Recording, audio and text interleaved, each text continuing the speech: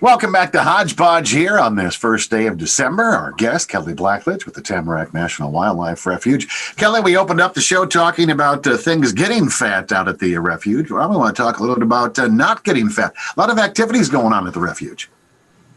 Yeah, I think over the holiday, a lot of people took the turkey trek out on one of the trails, and trails are going to be open. This is actually without a whole lot of snow on the ground. It's a great time to get out and do some hiking. I love it when you can get into the woods. There's no leaves. You can see a long ways into the woods, and you don't get exhausted from the deep snow hiking and such. But you you can see views that you can't see in the summertime when you're out deeper in the trails, and there's plenty of trails. So we have miles and miles of trails, and so great places to distance out there and find some places to have your own space.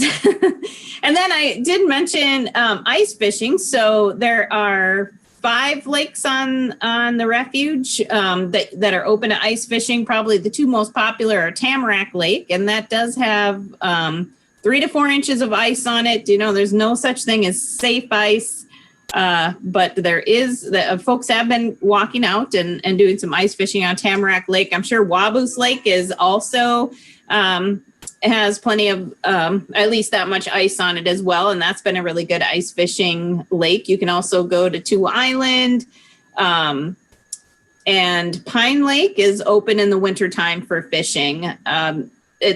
You kind of have to walk across the parking lot to get out on Pine Lake, but it's only open to winter fishing. So there's definitely some ice fishing that will happen this year, and I expect that we will see an increase in outdoor activity through this pandemic, even through the winter months. So sometimes you just gotta get out there. And by the way, the wildlife drive is open until December 15th. So even if it does snow, we do plow it and keep that road open until December 15th. So that'll be open for a bit longer if you want to just go for a drive.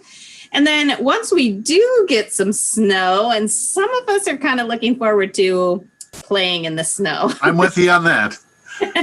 Now, we don't have snowmobile trails on the refuge. However, we do have cross-country skiing and snowshoeing. So there's, any of the trails you can go snowshoeing on. However, we do ask that you don't snowshoe on the trails that are groomed. And the Detroit Lakes Nordic Ski Club is going to be grooming trails for us again this year. So the trails should be fantastic. So we have the Pine Lake Loop, which is a 6-mile loop. And then we have the Tamarack Loop, which is about a 2-mile loop. So there's a good 8 miles of groomed trails that will be available through the winter months on the refuge. And then I really want to encourage people to go to the Chippewa picnic area for snowshoeing. We created a little bit more open space and about a 1/4-mile walk, which if you're on snowshoes, that's pretty decent walk. Some can go miles and miles, but if you're just starting out in snowshoeing, go to the Chippewa picnic area. There's parking, there's a restroom there, and then this great trail that overlooks the Ottertail Lake. And as you walk around the loop, you'll even see views of South Chippewa Lake there. So yes, so let's not get fat. No, I'm with you on that. Kelly, we are out of time here this morning. Always want to thank you for being our guest today in Hodge Podge. We'll talk to you again in the start of the new year. All right. We'll see you again. All right. Kelly Blackledge with us this morning.